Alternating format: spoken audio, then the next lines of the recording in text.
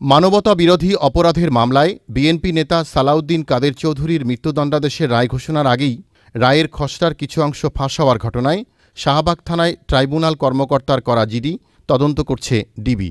তথ্য প্রযুক্তি বিশেষজ্ঞ ও বিটিআরসির সহায়তা নিয়ে গোয়েন্দা কর্মকর্তারা নিশ্চিত হন রায়ের কপি চূড়ান্ত হওয়ার আগেই ট্রাইব্যুনালের কম্পিউটার থেকে পেনড্রাইভের মাধ্যমে চুরি হয়।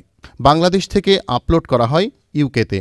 কয়েকজন কর্মচারীর উপর কড়া নজরদারির সময় গোয়েন্দা কর্মকর্তারা নিশ্চিত হন ট্রাইব্যুনালের স্ট্যানোগ্রাফার ফারুক আহমেদ ও মাস্টার রোলে চাকরিরত পরিচ্ছন্ন কর্মী নয়ন আলী ওই ঘটনায় সরাসরি জড়িত।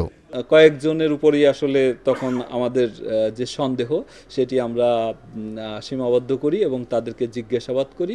তো জিজ্ঞাসাবাদের এক পর্যায়ে আজকে মূলত একজন কর্মচারী ছোটোখাটো চিঠিপত্র সে টাইপ করে, যে যেমন ট্রাইব্যুনালের কোনো ইন্ডেন্ট যদি দরকার হয় কর্তৃপক্ষের কাছে, এই চিঠিগুলো টাইপ করে।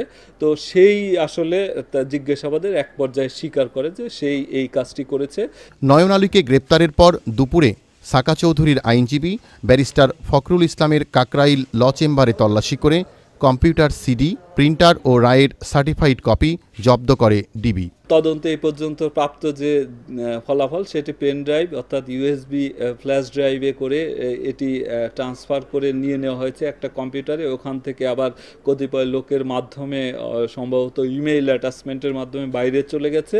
ওখান থেকে ওয়ার্ড থেকে পিডিএফ ফরম্যাটে এটা রূপান্তর করে তারপরে আপলোড করা হয়েছে। গোয়েন্দা কর্মকর্তারা সন্দেহ করছেন আইনজীবী সহকারী মেহেদি, ট্রাইব্যুনাল কর্মকর্তা ফারুক ও নয়ন আলী ছাড়াও আরও অনেকে রায় ফাঁসের ঘটনায় জড়িত থাকতে পারে। Enamul Kabir Rupam, channel I, Dhaka.